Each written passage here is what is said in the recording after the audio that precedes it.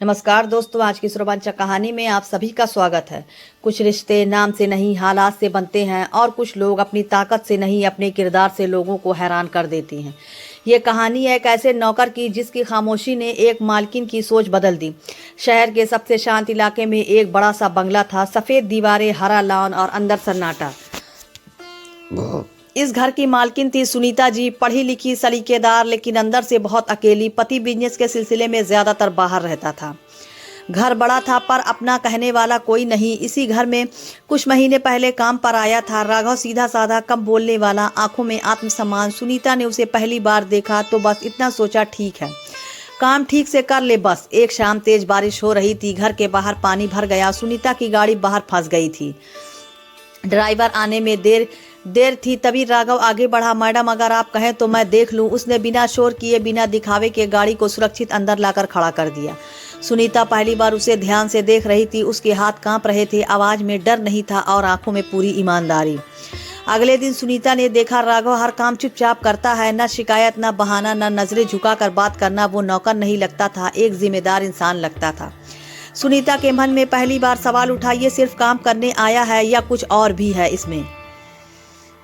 रात को जब सुनीता अकेली बैठी थी तो उसने दिन की बातें याद आने लगी। उसे एहसास हुआ, मुझे आज किसी ने सुरक्षित महसूस कराया, बिना कुछ मांगे। वो हैरान थी, किसी नौकर से नहीं बल्कि अपने ही बदले हुए एहसास से। अगली सुबह सुनीता ने राघव से कहा, आज से कुछ जिम्मेदारियां तुम्हारी होंगी। राघव ने सिर झुकाकर कहा, भरोसा रखिए मैडम। और सुनीता के मन में एक ही लाइन गूंज रही थी, नौकर की ताकत शायद उसकी सोच में है। कभी कभी किसी इंसान पर भरोसा करना आसान होता है, लेकिन उस भरोसे को समाज के सामने सही ठहराना सबसे मुश्किल होता है। यह कहानी अब सिर्फ एक नौकर और मालकिन की नहीं रही, यह कहानी अब बन रही थी सोच और सोच के टकराव की। सुबह की हल्की धूप बंगले के एक बड़े शीशे से अंदर आ रही थी। सुनीता बालकनी में खड़ी थी, हाथ में चाय का कप था, लेकिन मन कहीं और था। नीचे लॉन में राघव पौधे को पानी दे रहा था, एक एक पौधे को ऐसे छू रहा था जैसे उसकी भी कोई अहमियत हो। सुनीता ने पहली बार महसूस किया, ये सिर्फ काम नहीं करता, ये निभाता है। अब राघव सिर्फ छोटा मोटा काम नहीं करता था, बल्कि घर के बाहर के कागजात लाना, जरूरी कॉल्स का ध्यान रखना, सब उसी के जिम्मे था। सुनीता को सुकून मिलने लगा। कई बार बिना कहे राघव समझ जाता, अभी बात नहीं करनी, अभी चुप रहना जरूरी है। ये चुप्पी सुनीता को भारी नहीं लगती थी, बल्कि राहत देती थी। लेकिन दुनिया इतनी सीधी कहाँ होती है। एक दिन पड़ोस की एक महिला सुनीता से मिलने आई।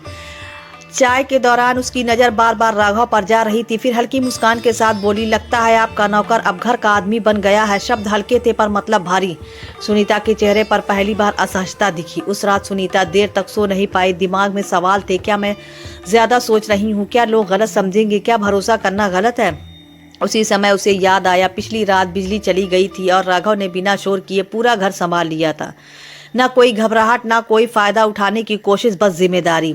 अगले दिन सुनीता ने पहली बार राघव से थोड़ा व्यक्तिगत सवाल किए, तुम पहले कहाँ काम करते थे? राघव ने हल्की मुस्कान के साथ कहा, उस घर में मैं जहाँ इज्जत नहीं थी, वहाँ ज्यादा देर नहीं रुका, बस इतना। लेकिन उस एक लाइन में पूरा दर्द छुपा था। सुनीता समझ गई, ये आदमी हालात से हारा हुआ नहीं है, ये हालात को समझकर चुप है। एक दिन सुनीता बीमार पड़ गई। पूरे घर में सन्नाटा था। राघव ने बिना पूछे दवाइयां समय पर दी, डॉक्टर बुलाया, घर का हर काम संभाला और सबसे बड़ी बात, कभी सीमा पार नहीं की, ना सवाल, ना अधिकार जताना, सिर्फ फर्ज निभाया। जब सुनीता ठीक हुई तो उसे किसी ने फोन पर कहा, मैडम ज्यादा नजदीकी ठीक नहीं लगती। ये शब्द सीधे दिल पर लगे। सुनीता को पहली बार अपने फैसले पर शक हुआ। शाम को सुनीता ने राघव से कहा, कुछ लोग बातें बना रहे हैं। राघव ने बिना नाराजगी के जवाब दिया, लोगों का काम है बोलना, मैडम जी मेरा काम है अपनी हद में रहना। उस रात सुनीता को समझ आ गया, नौकर की ताकत उसके शब्दों में नहीं, उसके चरित्र में है। हर इंसान के दिल में एक डर छुपा होता है, डर गलत होने का नहीं, डर गलत समझे जाने का। और जब दिल किसी ऐसे इंसान के करीब जाए जिससे दुनिया सवाल करे, तब सबसे पहले इंसान खुद से लड़ता है। उस रात सुनीता के कमरे की लाइट देर तक जली रही। नींद आंखों में थी पर दिमाग सवालों से भरा था। अगर मैं गलत हूँ तो, अगर लोग सही कह रहे हों, या अगर मैं कुछ महसूस करने लगी हूँ तो क्या वो गलत है? नीचे से हल्की आहट आई। राघव आखिरी बार दरवाजे चेक कर रहा था। सुनीता ने घड़ी देखी, रात के 2 बजे रहे थे। कोई नौकर इतनी जिम्मेदार बिना वजह नहीं निभाता। सुबह सुनीता ने पहली बार खुद को आईने में देखा और खुद से सवाल किया, मैं डर किससे रही हूँ? उससे, ये समाज से। उसने तय कर लिया आज वो सच जान कर रहेगी। दोपहर को अनन्या ने राघव से कहा, आज बैठकर बात करेंगे। राघव थोड़ा चौंका लेकिन शांति से कुर्सी पर बैठ गया। कुछ पल की चुप्पी के बाद वो बोला, मैं किसी बड़े घर से नहीं आया मैडम। मेरे पापा छोटा सा काम करते थे, माँ जल्दी चली गई। मैं पढ़ना चाहता था पर जिम्मेदारियां पहले आ गईं।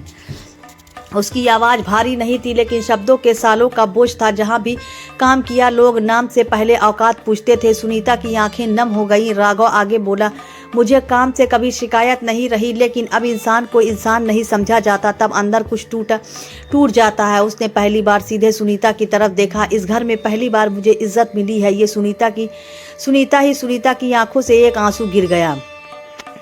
सुनीता ने धीमी आवाज में कहा, अगर लोग कुछ सोचते हैं तो शायद मेरी वजह से। राघव तुरंत बोला, नहीं मैडम, आपने कभी हद पार नहीं की। अगर किसी ने कुछ और समझा है तो वो उनकी सोच है। ये जवाब सुनीता के दिल में सीधा उतर गया। उस दिन के बाद सुनीता खुद को बदलता हुआ महसूस करने लगी। अब वो राघव को सिर्फ काम करते नहीं देखती थी, वो उसके मौन को समझने लगी थी। और राघव अब पहले से ज्यादा संभल कर रहने लगा, जैसे वो खुद को समझा रहा हो। जो महसूस हो रहा हो उसे यहीं रोक दो। एक शाम सुनीता के पति का फोन आया। घर की बातें बाहर तक जा रही हैं। ये सुनकर सुनीता का हाथ कांप गया। उसे समझ आ गया अब कहानी छुपी नहीं रही। रात को सुनीता बालकनी में खड़ी थी। राघव नीचे खड़ा था। दोनों के बीच दूरी थी लेकिन खामोशी में बहुत कुछ कह दिया गया था। सुनीता के मन में बस एक सवाल था, क्या दिल की सच्चाई समाज की सोच से हार जाएगी? कभी कभी सबसे बड़ा त्याग प्यार छोड़ना नहीं होता, सबसे बड़ा त्याग होता है प्यार को बदनाम होने से बचाना। और जब इल्जाम चुपचाप सह लिया जाए तब दर्द सबसे ज्यादा बोलता है। अगले कुछ दिनों में बंगले का सन्नाटा बदलने लगा। नौकरों की फुसफुसाहट, पड़ोसियों की नजरें और फोन पर आधी अधूरी बातें। कुछ तो है, इतना भरोसा ठीक नहीं। सुनीता समझ चुकी थी अब हर खामोशी एक सवाल बन चुकी है। राघव सब समझ रहा था, वो देख रहा था। सुनीता पहले जैसी खुलकर नहीं हंसी, हर बात सोच समझ कर कहती है। एक शाम उसने खुद से कहा, अगर मेरी मजबूरी आपकी इजाज़त पर सवाल बना रही है तो मुझे चले जाना चाहिए। ये फैसला उसके लिए आसान नहीं था। एक दिन सुनीता के पति अचानक घर आ गए।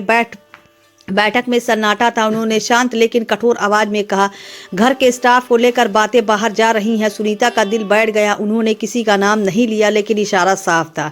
कुछ समय राघव ने सुनीता से कहा, मैडम मुझे आपसे कुछ कहना है। सुनीता ने उसकी आंखों में देखा। वहां डर नहीं था, बस मजबूरी थी। मैं ये नौकरी छोड़ना चाहता हूँ। ये सुनकर सुनीता के हाथ से कप छूटते बचा। क्यों? बस यही शब्द निकले। राघव ने सिर झुकाकर कहा, क्योंकि आपकी इज्जत मेरी नौकरी से बड़ी है। सुनीता कुछ बोल नहीं पाई। उसे लगा जैसे कोई उसे कुछ बहुत कीमती छीन कर ले जा रहा हो। अगली सुबह राघव अपना छोटा सा बैग लेकर गेट के पास खड़ा था। सुनीता ऊपर बालकनी से देख रही थी। आवाज गले में अटक गई। राघव ने आखिरी बार कहा, आपने मुझे इंसान समझा, यही मेरे लिए काफी है। और वो चला गया। घर वही था, कमरे वही थे, लेकिन सब कुछ सूना सूना लग रहा था। सुनीता को समझ आ गया, मैंने कुछ खो दिया है जो नाम से पहले एहसास बन चुका था। रात को सुनीता को एक पुराना मैसेज मिला, कभी कभी सही होने के लिए दूर जाना पड़ता है। आंखों से आंसू बहते रहे और दिल में बस एक ही सवाल, क्या यह दूरी खामोश के हमेशा के लिए है या कहानी अभी बाकी है? कुछ कहानियां प्यार पर खत्म नहीं होती, वो सम्मान पर खत्म होती हैं। और जब एक इंसान अपनी चुप्पी से समाज को जवाब दे तब उसे किसी पहचान की जरूरत नहीं रहती।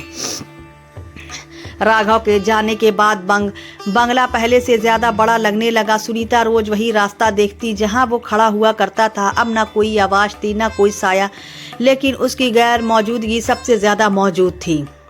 एक दिन सुनीता ने पहली बार खुद से नहीं दुनिया से सवाल किया। उसने घर के पुराने कर्मचारियों से बात की, राघव के पिछले काम की जानकारी निकाली। जहाँ जहाँ गया वही बात सामने आई। काम में ईमानदार, खुददार इंसान, कभी हद नहीं पार की। सुनीता की आंखें भर आई। एक शाम सुनीता ने अपने पति से साफ कहा, अगर किसी ने गलती की है तो वो सोच है, इंसान नहीं। पहली बार उनके पति ने ध्यान से सुना। काफी देर बाद बोले, शायद मैंने भी सुनी सुनाई बात पर भरोसा कर लिया। ये एक छोटा सा वाक्य था लेकिन बहुत बड़ा मोड़ था।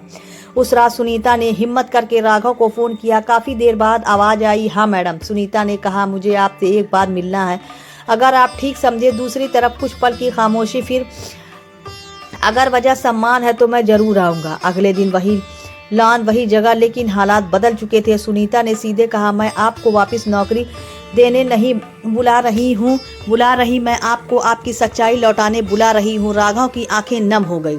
सुनीता के पति भी वहाँ आए। उन्होंने राघव से कहा, आपने जिस तरह हालात संभाले वो ताकत हर किसी में नहीं होती, और फिर अगर आप चाहो तो हमारे साथ एक सम्मानजनक भूमि में जुड़ सकते हैं। यह नौकरी नहीं है, यह पहचान थी। राघव ने हल्की मुस्कान के साथ कहा, मैं वही काम करूंगा जहां इज्जत होगी। सुनीता की आंखों में सुकून था, कोई जल्दबाजी नहीं, कोई नाम नहीं, बस भरोसा। ये कहानी प्यार के इजहार पर ख़त्म नहीं हुई। कहानी ख़त्म हुई बराबरी और सम्मान पर, क्योंकि सच्चाई ताकत हाथों में नहीं किरदार में होती है। नौकर की ताकत देखकर मालकिन हैरान नहीं हुई, वो इंसान बनकर जीत गया। तो दोस्तों, यह थी हमारी आज की कहानी। अगर आपको पसंद आए तो लाइक कर दें और हमारे चैनल को भी सब्सक्राइब कर लें। मिलते हैं अगली वीडियो में, तब तक के लिए धन्यवाद।